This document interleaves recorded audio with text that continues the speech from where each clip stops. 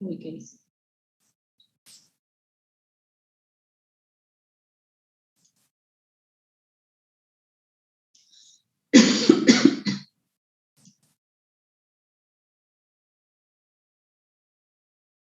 Bueno, seguimos acá.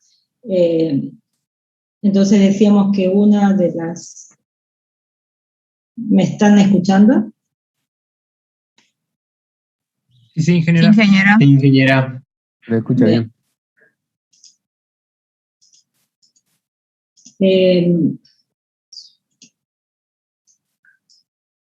Vamos a ejemplificar dentro de esto. Sería una nave industrial, ¿sí? Vamos a ver cuáles serían elementos del sistema principal y de las componentes y revestimientos.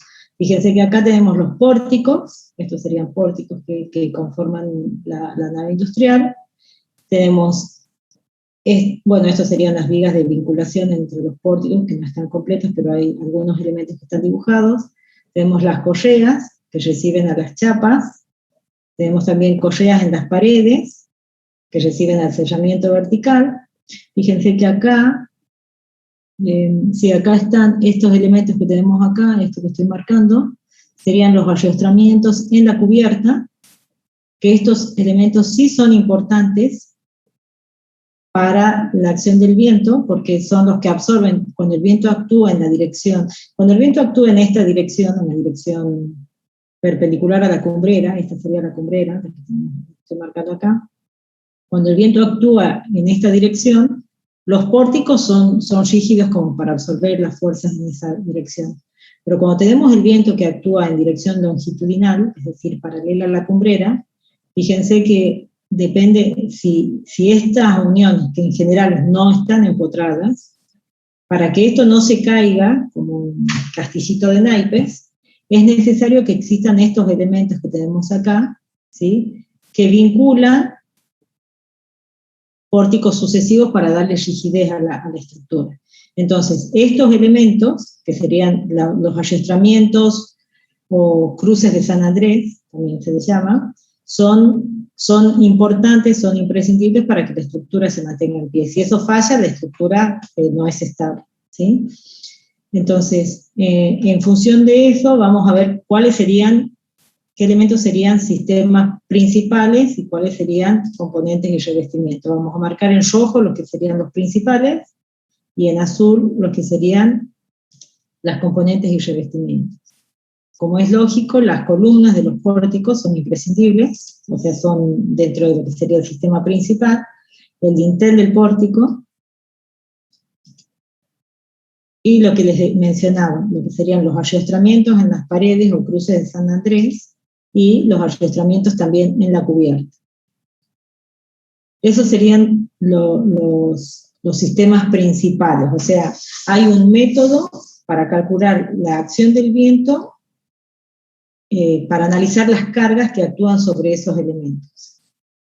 Y hay otro procedimiento para calcular cuáles serían las cargas para hacer el dimensionado de lo que serían los elementos secundarios, componentes y revestimientos, que si falla la correa, la estructura puede seguir existiendo, a no ser que las correas que fallen sean partes del sistema que absorba la fuerza horizontal. O sea, si acá tendríamos, justo acá no hay dibujadas, pero si hay alguna de las correas que intervienen en lo que sería la vinculación entre estos dos pórticos para absorber las fuerzas longitudinales en este caso, o sea, si acá tuviésemos, hay que armar como reticulados, si los ven en planta hay que armar como reticulados entre un pórtico y otro.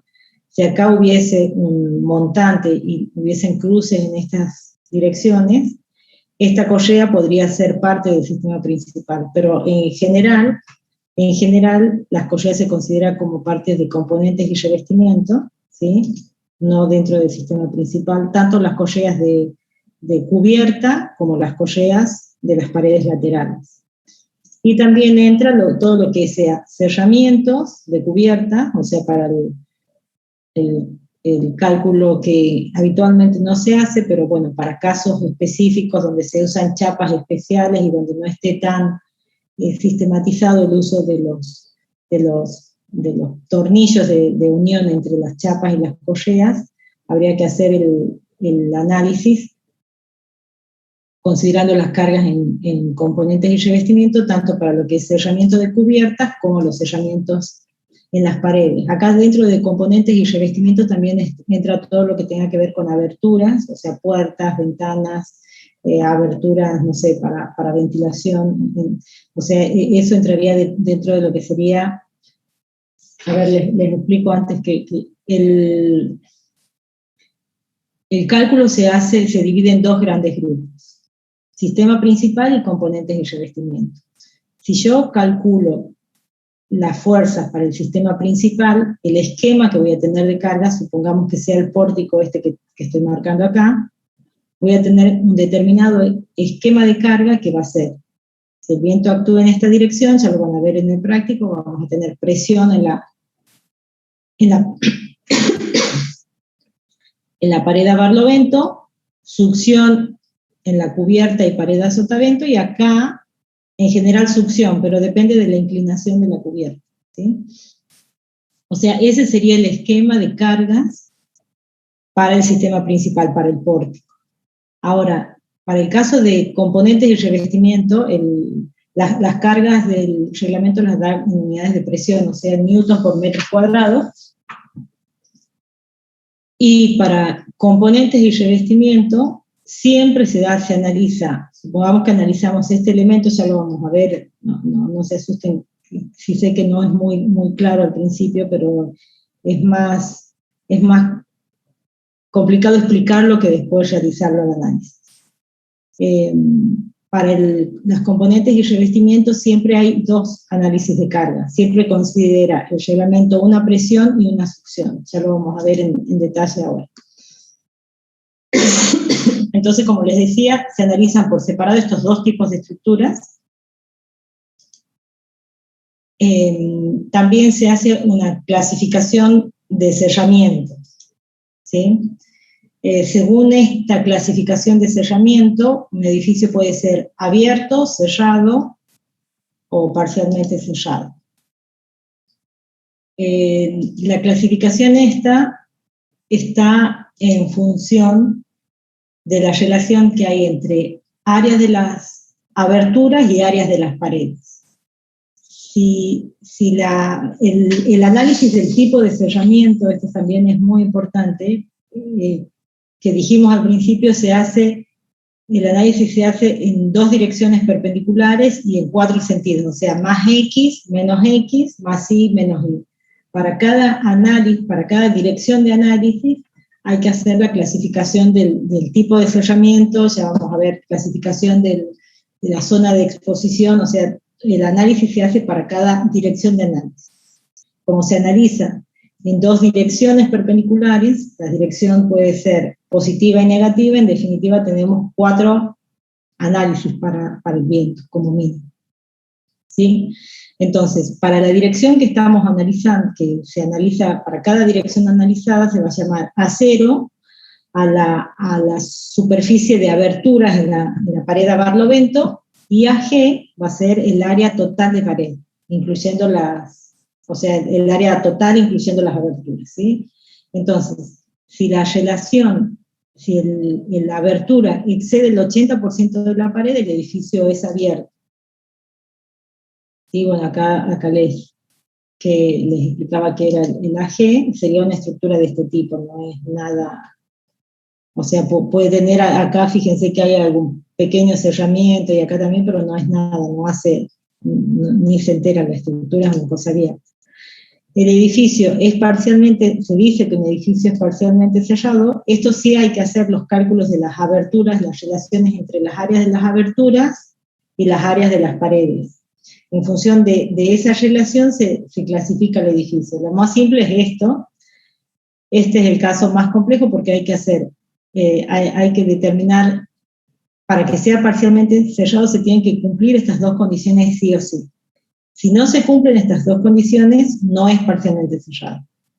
Entonces, se tiene que cumplir, primero, el A0 dijimos que era el área de las aberturas en la pared a barlovento.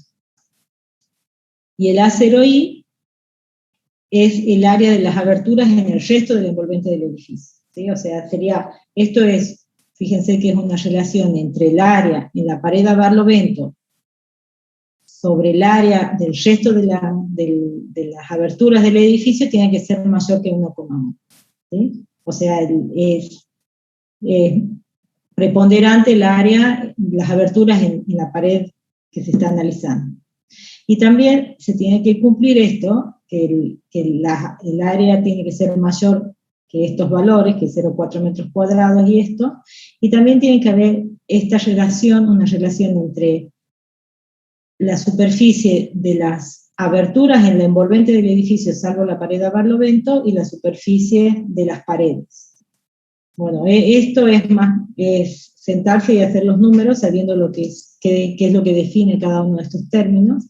Entonces, si el edificio es parcialmente cerrado, sería una estructura de este tipo donde más o menos hay una distribución regular de aberturas en el edificio, con preponderancia un poco más grande en la dirección del análisis, pero más o menos uniforme, sería parcialmente cerrado. Ahora, si el edificio no es ni abierto ni parcialmente cerrado, se dice que el edificio es cerrado. O sea, básicamente el análisis para determinar el tipo de cerramiento en cada dirección de análisis se centra en esto, ¿sí? Porque, bueno, si es abierto eso salta a la vista, pero lo complejo es determinar estas relaciones, que es hacer una tabla y sale simple. Entonces, con esto ya tenemos, vamos recalcando, tenemos el reglamento divide en sistema principal y componentes y revestimientos. Por otro lado, divide en sistemas abiertos, cerrados y parcialmente cerrados. También hace otra clasificación que para edificios de baja altura hay un método simplificado que también se puede hacer, que lo pueden usar ustedes en el práctico. Yo recomiendo que por lo menos hagan el método analítico en el práctico, si quieren lo cotejan con un método que hay para edificios de baja altura, pero lo indicado sería que en el práctico ustedes hagan el desarrollo del método analítico, que bueno, para un edificio de baja altura se llama edificio de baja altura cuando la altura del edificio es menor que 20 metros y cuando se cumple que H es menor que la mínima dimensión en planta, ¿sí? Que B y L. Se va a llamar H, a partir de ahora se va a definir H en función del ángulo de cubierta. Si el ángulo es superior a 10 grados, H va a ser la altura media de la cubierta. O sea, toman la altura media, si esta es la cubierta, a la mitad de la cubierta, hasta el nivel del piso, esa sería la altura H. Ahora, si el ángulo alfa es menor de 10 grados, el H directamente se va a tomar para el cálculo, porque es un parámetro que se usa el H, se va a tomar directamente la altura de la pared, o sea, el borde inferior de la cubierta. El reglamento también recomienda una presión mínima de diseño de 0,5 kilonewtons por metro cuadrado, ¿sí? Bueno, acá, para el caso de componentes y revestimientos se considera este valor es el mínimo, o sea, si a ustedes el cálculo les da de 0,4, tienen que poner 0,5, en presión y en succión dice actuando hacia adentro como hacia afuera, o sea, para componentes y revestimientos, El reglamento siempre exige que se debe calcular para presión y succión, sí o sí. Ustedes hacen el cálculo, en general para succión el valor supera 0,5, pero para presión en general, bueno, en muchos casos no llega a 0,5 kilómetros por metro cuadrado, entonces en este caso tienen que tomar el valor que les da de presión y aparte hacer la verificación para una succión, para una presión, perdón, de 50 kilos por metro cuadrado. Y para el caso del sistema principal resistente a la fuerza del viento, esta presión mínima de diseño se considera actuando en el área proyectada normal de la dirección del viento. O sea, sería para el caso de las paredes, se considera el total de las presiones en el área normal proyectada de la dirección del viento. Eso cuando vayan a hacer los cálculos se va a aclarar un poco. Bueno, vamos a empezar el desarrollo del método analítico. Qué bueno. Había puesto acá la fórmula del viento, pero no lo guardé. No lo guardé al archivo ese al cambio. Bueno, habíamos visto, acá les digo, ya va a aparecer la fórmula más adelante. La fórmula para calcular la presión dinámica, que era QZ, que era un coeficiente 0,613, que dependía de la densidad, por un KZ, KZT, KD, un factor I, y la velocidad al cuadrado. Esa es la fórmula, que sería bueno tenerlas antes, pero bueno, la tengo un poco más abajo. Lo que pasa es que voy a desordenar toda la presentación si les muestro ahora. Pero bueno, vamos a ir calculando cada uno de los parámetros de estos y vamos a ir viendo de qué depende cada cosa. El primer paso que hay que hacer para el cálculo sería la determinación de la presión, de la velocidad básica del viento y el factor de direccionalidad. La presión básica del viento, la velocidad básica del viento es un valor que en el reglamento está indicado en la figura A o en la figura 1B, ¿sí? Que en la figura A es un mapa, y la figura B, la 1B, es una tabla, donde están las velocidades del viento. Estos son en base a valores estadísticos, ya les dije, teniendo en cuenta una recurrencia de 50 años.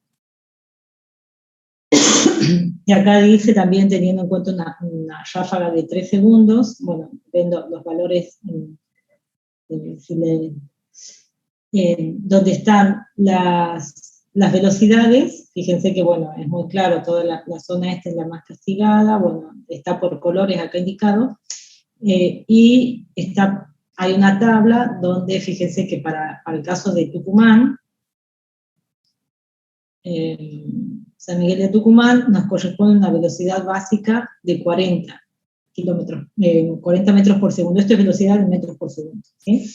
Son valores estadísticos, como les digo. Uno puede usar estos valores, o si tienen datos estadísticos confiables de un lugar que no figure en tabla, o quieren usar otros que no sean los que están acá y tengan registros, los pueden usar.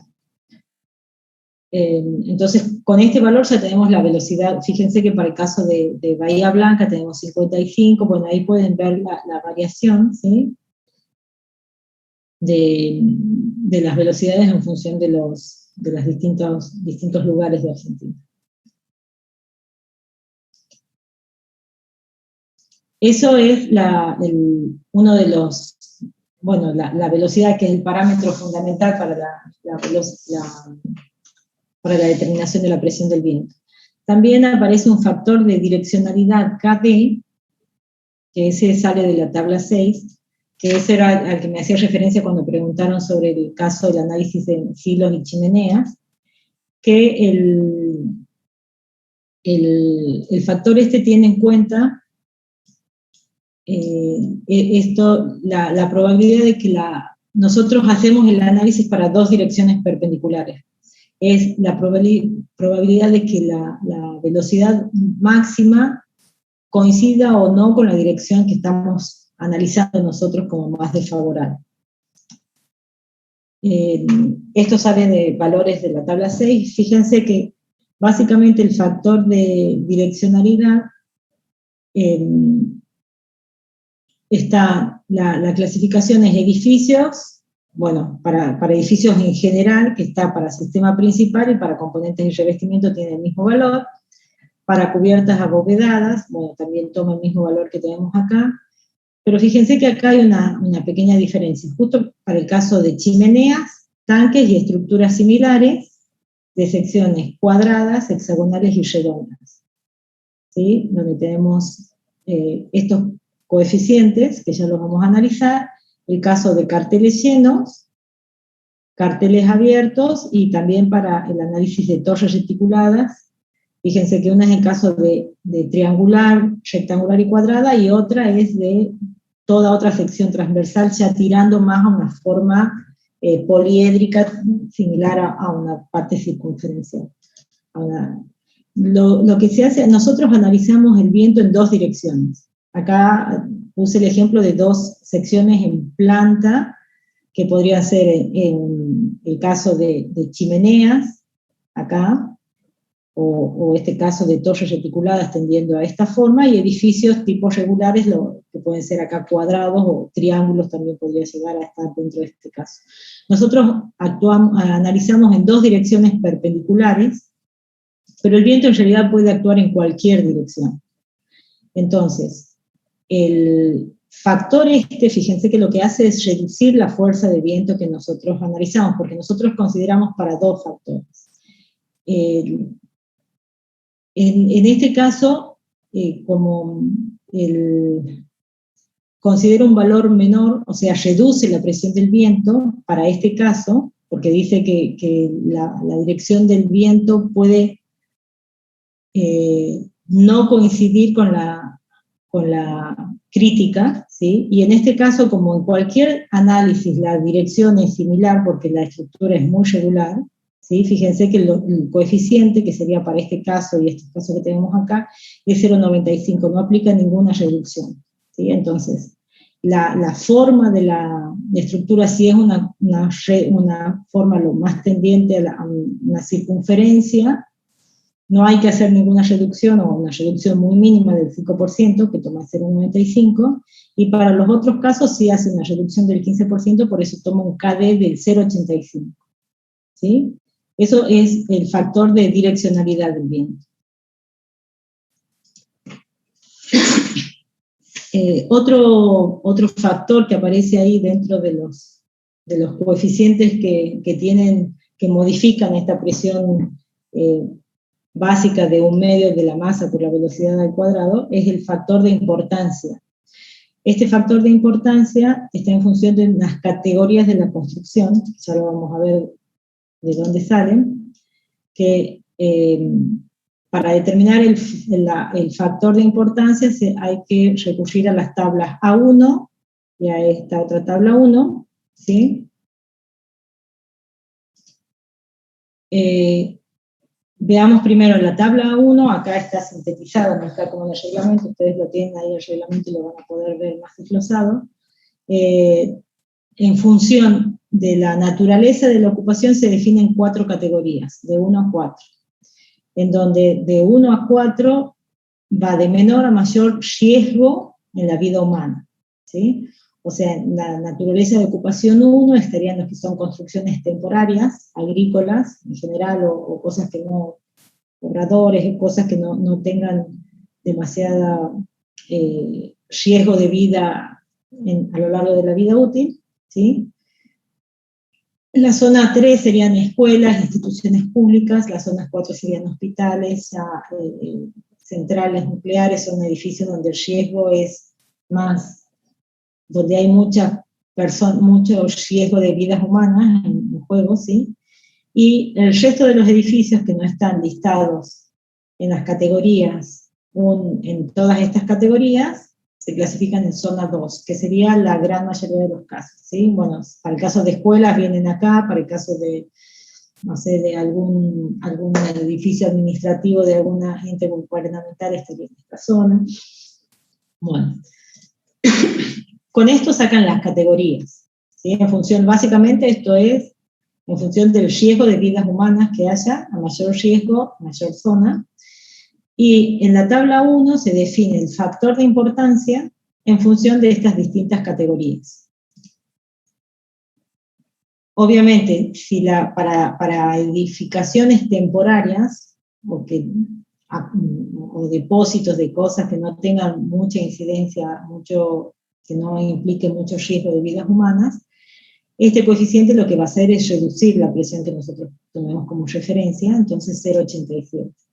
Para la mayoría de los casos se toma un factor de importancia 1, y tanto para las zonas, las categorías 3 y 4, se incrementa la presión esa en un 15% y se toma un factor de importancia de 1,15.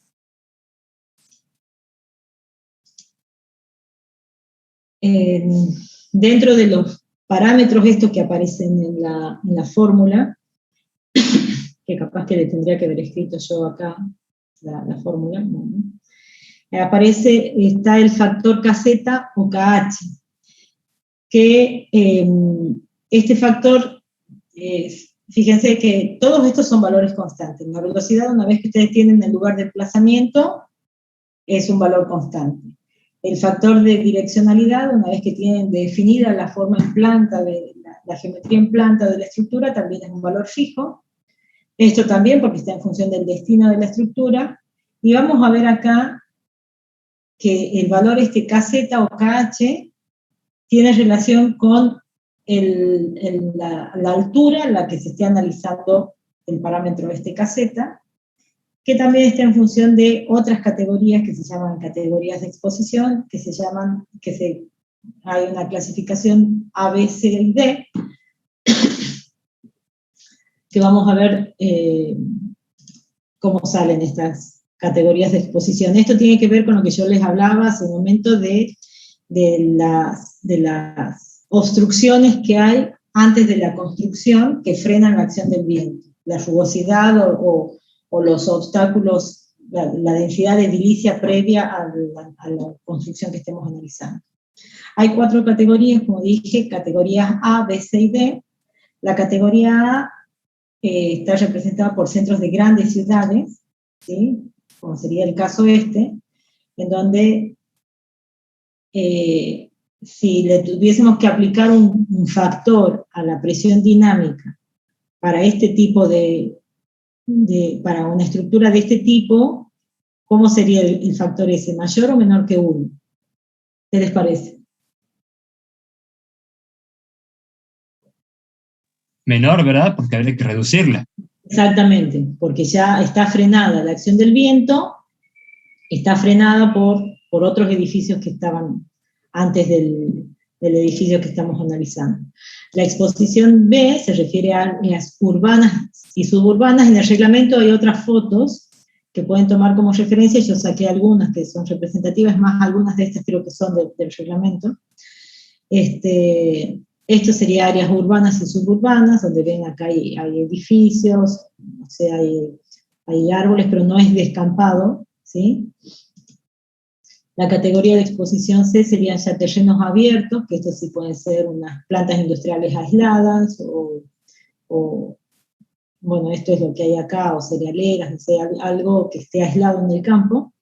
Y la exposición D sería el caso de zonas costeras, ¿sí? Donde acá vemos que, fíjense que acá, si es que acá se ven edificios altos.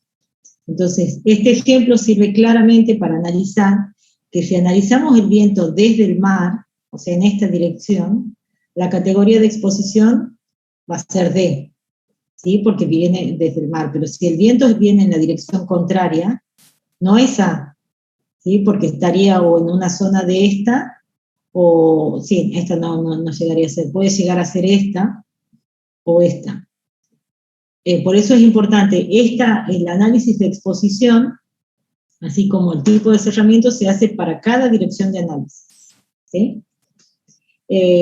Justamente en zonas costeras es crítico el análisis del viento, por ejemplo, en dirección más X menos X, por esto, ¿no? Porque en la dirección que viene del mar, el viento actúa con mucha mayor fuerza que en la otra.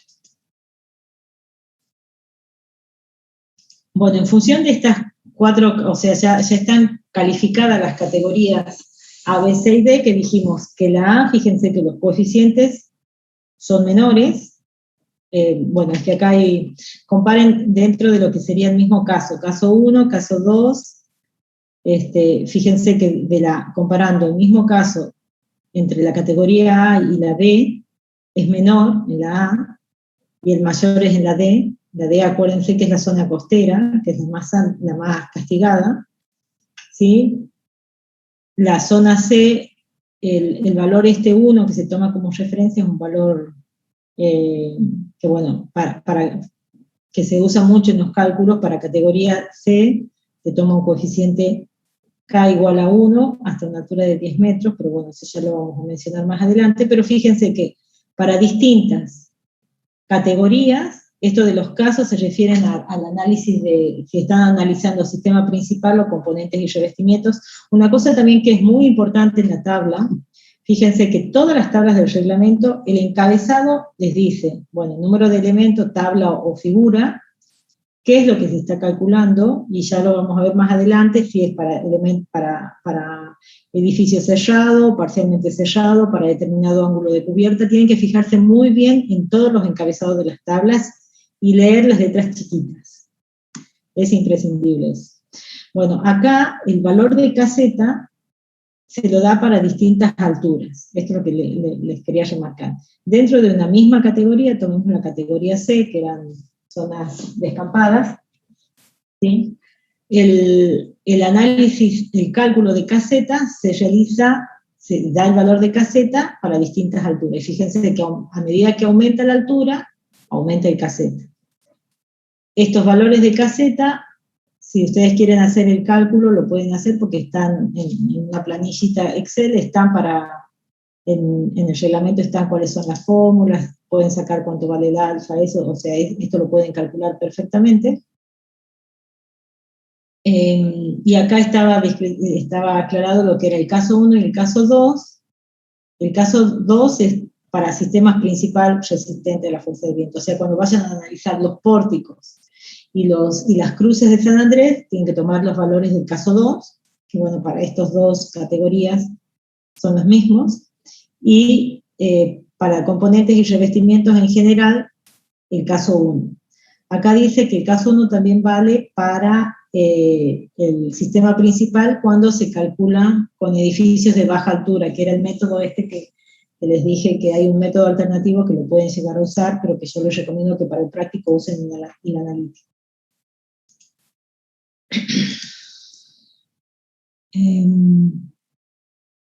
A ver, disculpen.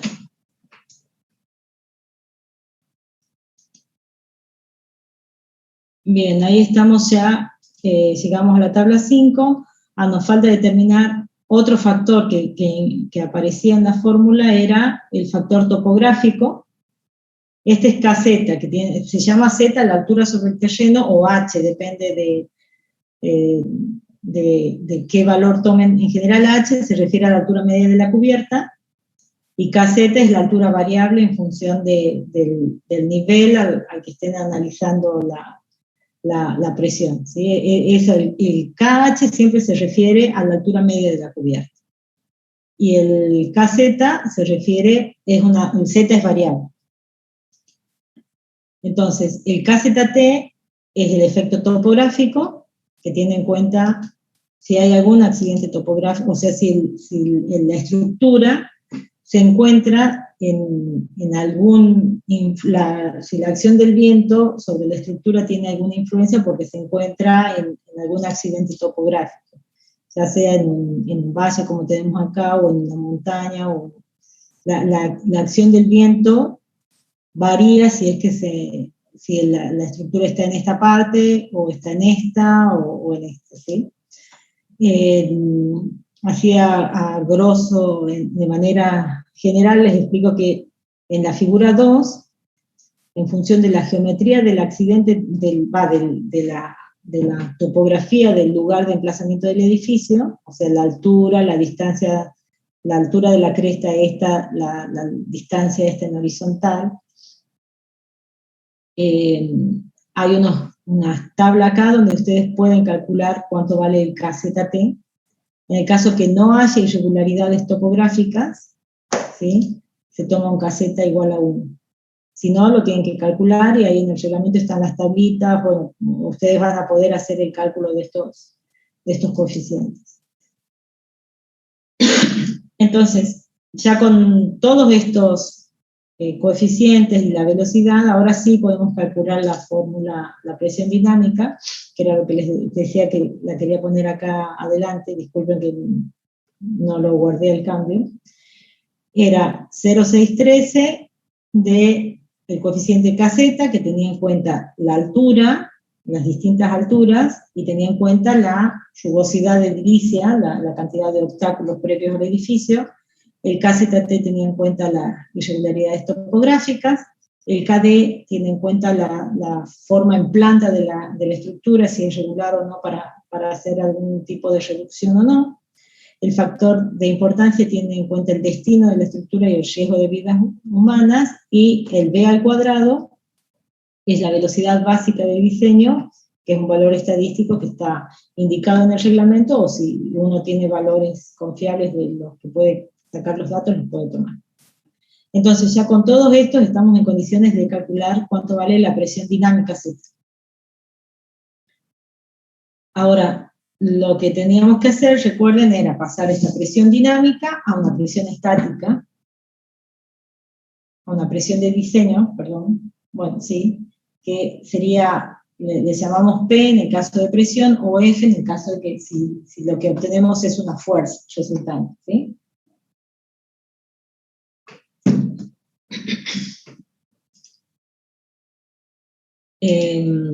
Bueno, recordemos que hay que analizar, según el tipo de cerramiento, para cada dirección el edificio podía ser cerrado, parcialmente cerrado o abierto, o sea, esto hay que hacer para cada dirección. Y también habría una clasificación importante que era según el elemento y la tipología estructural, que era sistema principal resistente a la fuerza del viento, componentes y revestimientos, y también habíamos mencionado lo que sería un edificio de baja altura, que no lo vamos a ver en detalle, y en otro capítulo estaba el método simplificado.